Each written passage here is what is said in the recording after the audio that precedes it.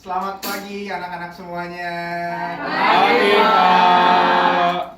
Gimana kabarnya kalian semua? Sehat, Pak. Yang di pojok kenapa pakai topi itu kalau boleh tahu tuh? Bendo, Pak. Coba lihat. Nih. Oh iya. Iya. Pakai kali nggak apa-apa. Oke, Pak. Jadi kali ini kita akan belajar resolusi konflik. Sebelum dimulai, kelasnya disiapin dulu. Rapli, ayo Rapli. Oke teman-teman, sebelum kita melakukan pembelajaran KS yang hari ini, alangkah baiknya kita berdoa menurut ke agama dan kepercayaan masing-masing. Berdoa dimulai.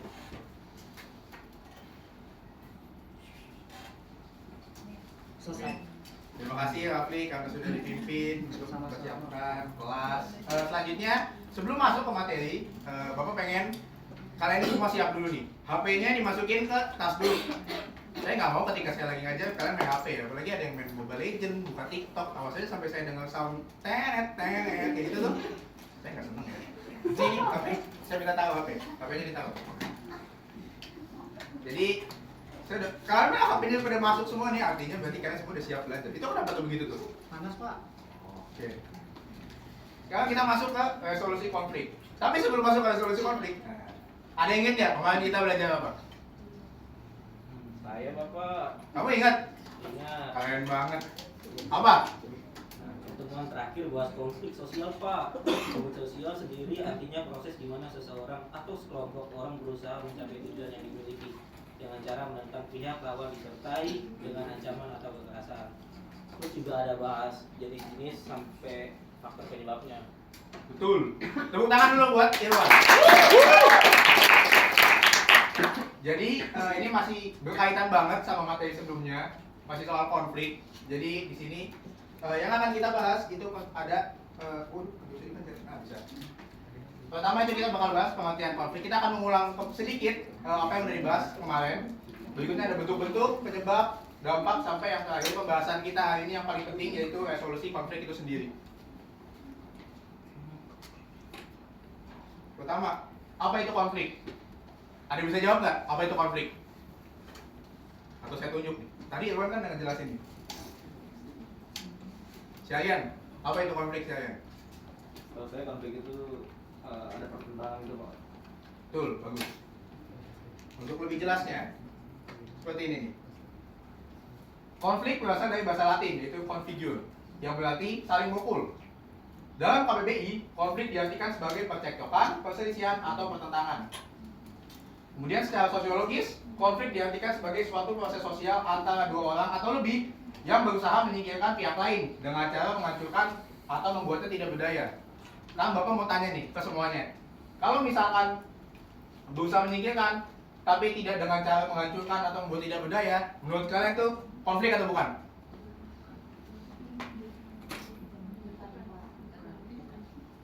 Betul. Kenapa jawabnya pelan-pelan? Kalian nggak bisa ngomong atau gimana? Bukan. Masih capek atau gimana? Takut salah. Aku salah. Aku sama Tuhan bro. Enggak. Selanjutnya konflik menurut para ahli. Yang paling kiri itu, ada yang tahu nggak siapa? Pinter. Mau baca nggak? Baca iya. Baca pengertian menurut Sujono Sukanto. Oke Pak, jadi menurut Bapak Sujono Sukanto, konflik itu disebutkan sebagai suatu proses sosial individu atau kelompok yang berusaha memenuhi tujuannya dengan cara menentang pihak lawan dan disertai juga dengan ancaman dan atau kekerasan. Oke. Terima kasih Mbak. Oke Mbak Bunga, Mbak Flower ya. Selanjutnya ini ada yang tahu nggak siapa nih? Dewi Sokol. Oh, kamu tahu semua sih? Kamu jago ya? Sosiologi kamu bagus jangan-jangan ya? Jadi, Louis A. Koser berpendapat bahwa konflik adalah sebuah perjuangan mengenai nilai atau tuntutan atas status, kekuasaan, dan sumber daya yang bersifat langka dengan maksud menetralkan, mencederai, atau melenyapkan lawannya. Kemudian yang ini adalah orang kembar ya. Itu si Gilin dan Gilin. Yang satu John Gilin, yang satu juga John Gilin. Tapi saya lupa nama tangannya siapa. Tapi yang jelas John Gilin dan John Gilin. Melihat konflik sebagai bagian dari proses interaksi sosial manusia yang saling berlawanan. Konflik adalah bagian dari sebuah proses interaksi sosial yang terjadi karena adanya perbedaan-perbedaan fisik, emosi, kebudayaan, dan perilaku. Jadi, secara garis besar, konflik itu tuh dari sini nih. Konflik berasal dari adanya perbedaan fisik, emosi, kebudayaan, dan perilaku yang kemudian disertai dengan adanya ancaman atau kekerasan. Selanjutnya bentuk-bentuk konflik. Bentuk-bentuk konflik itu ada berapa ya? Kalian ada yang tahu ada berapa? Yang ada 2. Yang pertama itu konflik realistis yang berasal dari kekecewaan individu atau kelompok terhadap sistem dan tuntutan-tuntutan yang terdapat dalam hubungan sosial. Contohnya adalah karyawan yang mengadakan pemogokan melawan manajemen perusahaan. Selain itu juga, kalau kalian ingat tuh, kalau kalian sering lihat mahasiswa demo atau sekarang kan bulan Mei ya, tanggal 1 kemarin kan guru-guru pasti demo tuh. Nah, itu juga berasal dari kekecewaan individu atau kelompok. Jadi itu adalah sebuah konflik realistis gitu. Biasanya tuh konflik realistis tuh ada politis gitu. Jadi antara yang kalau Karl Marx tuh ngomongnya tuh adalah perbedaan kelas gitu. Antara kelas yang bawah dengan kelas yang atas berkonflik karena kelas bawah merasa ada kekecewaan gitu terhadap kelas-kelas yang di atas. Berikutnya adalah konflik non realistis. Adalah konflik yang bukan berasal dari tujuan-tujuan persaingan yang antagonistis, melainkan dari kebutuhan pihak-pihak tertentu untuk meredakan ketegangan. Dari kedua bentuk konflik ini, Louis Althusser membedakan konflik lagi nih menjadi in-group dan out-group. In-group itu adalah konflik yang berada di dalam sebuah kelompok. Jadi misalkan kayak kita nih di kelas nih, misalkan Sylvie sama Salsa berkonflik, itu artinya adalah konflik in-group gitu. Kemudian yang berikutnya adalah konflik out-group antara kelompok dan kelompok. Misal kelompok kita kelas 11 IPS berapa nih? 2. 11 IPS 2. Oh, di nomor 1 siapa tuh? 11 IPS 2 berkonflik dengan 11 IPS 1. Jadi tadi 11 IPS 2 si Aryan, 11 IPS 1 Naomi. Nah, berkonflik tuh kelasnya Naomi sama kelasnya Aryan. Itu adalah contoh konflik out group gitu. Jadi bukan in group, out group tuh bukan in group yang WhatsApp, grup lain, bukan gitu ya. Beda. Jangan disamakan. Tentang grup jadinya grup WhatsApp gitu. Nah, ini dia. Ada contoh konflik realistis dan konflik non realistis. Yang pertama tadi udah Bapak jelasin tuh, konflik realistis. Soal demo. Kalian ini demo dari Shopee Food tuh apa namanya ya? Mitra Shopee Food ya. Itu demo tuh untuk tarif turun, mitra murung gitu. Jadi adanya kekecewaan antara mitra Shopee Food ini kepada si pihak Shopee-nya itu sendiri. Kemudian konflik non realistis. Kalian tahu nggak ini apa nih? Kambingnya warnanya apa nih? Nah, Ronaldo, Messi.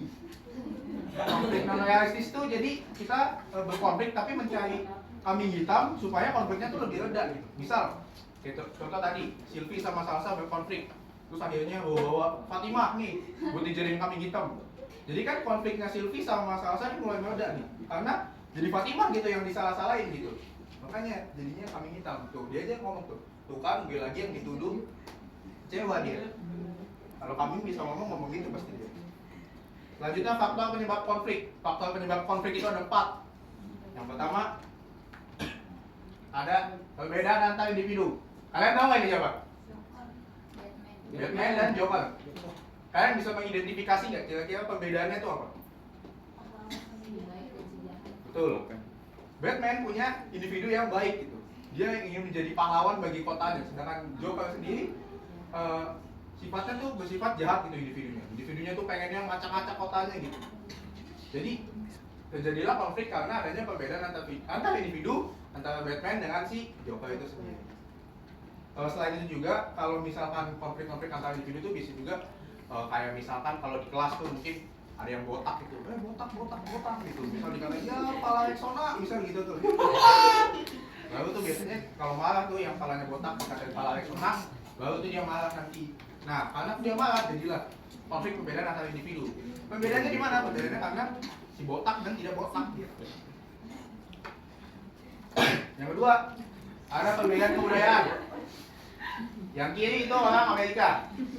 Yang kanan siapa coba? Orang Jawa. Yang kanan saya.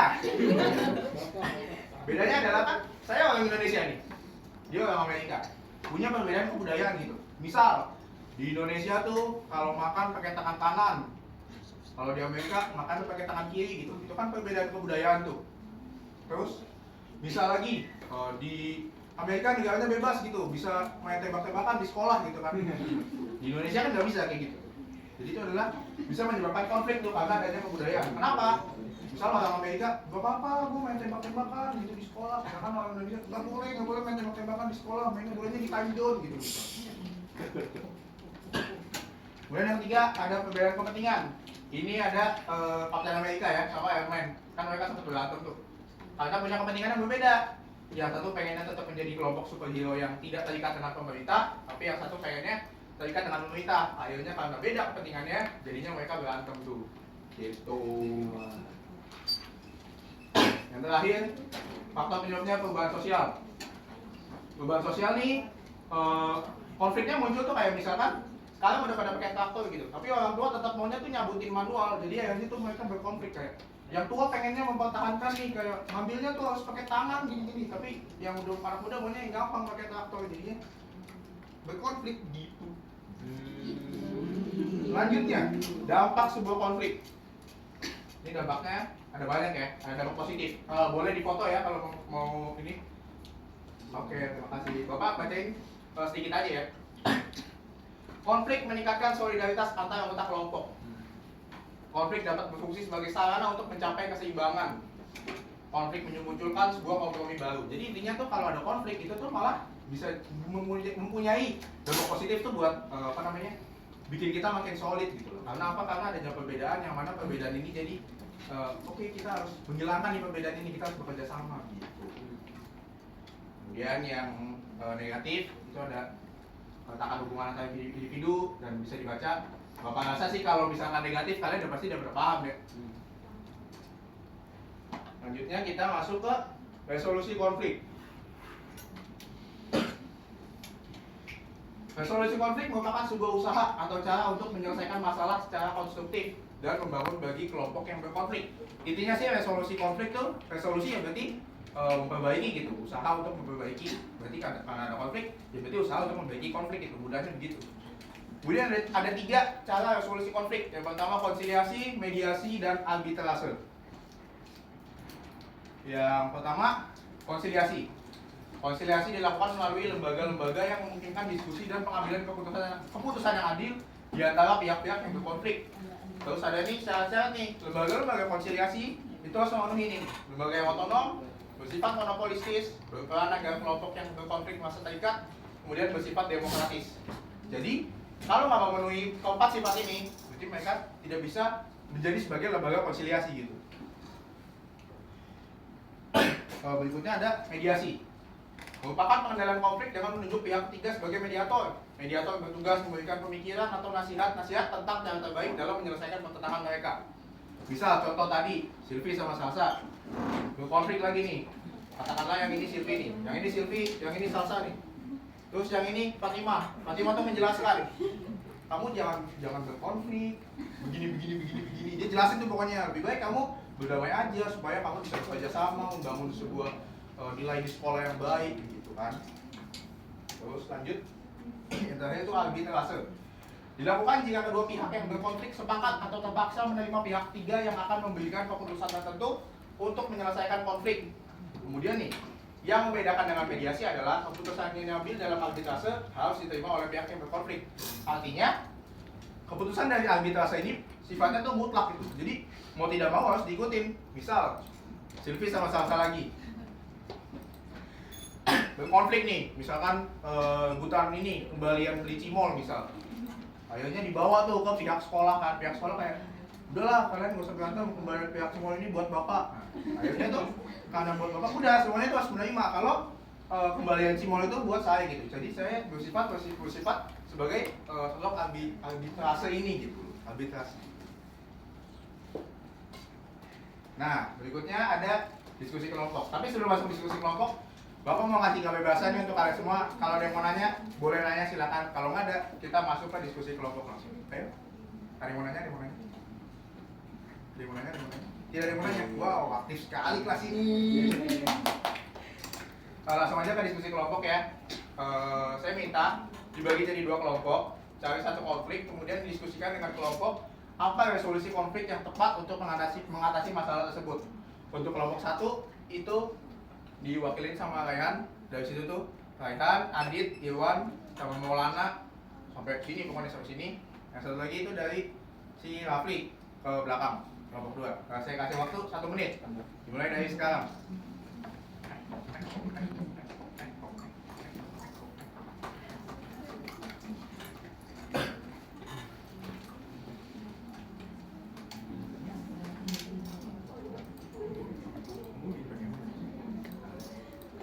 Udah?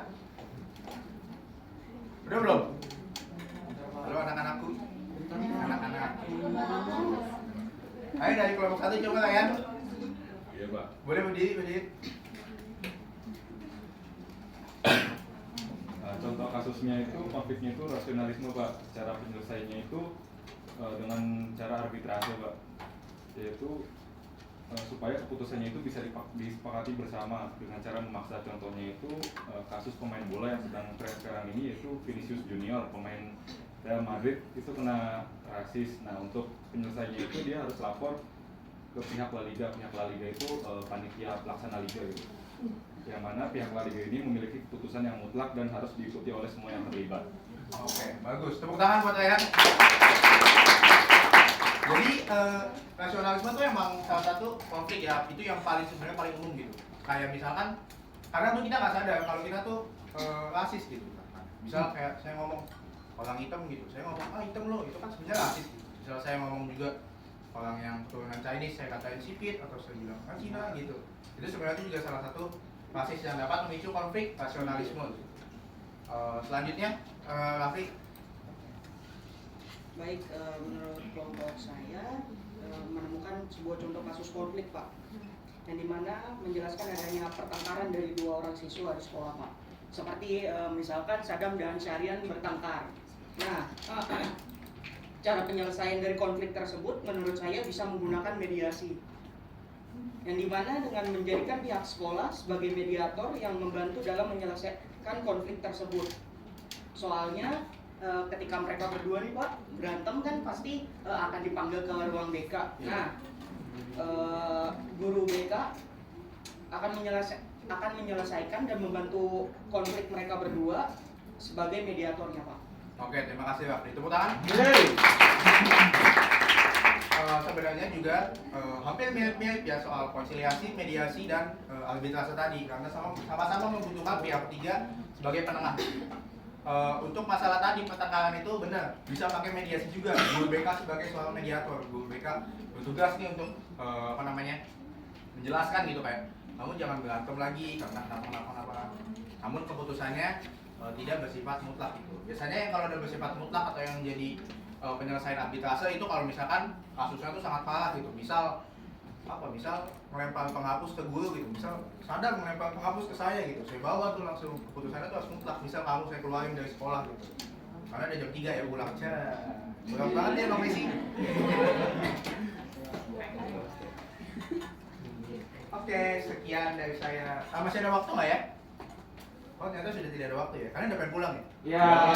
Sama saya juga. Terima kasih ya buat teman-teman yang teman-teman, anak-anak. Saya nggak mau temenan sama kalian. Iya masih. Terima kasih buat anak-anak yang sudah memperhatikan, yang sudah nanya, yang sudah memberikan pendapat, yang sudah berkontribusi. Saya sangat mengapresiasi kalian. Boleh tepuk tangan lagi buat kalian semua. Itu saja yang dapat saya sampaikan pada hari ini.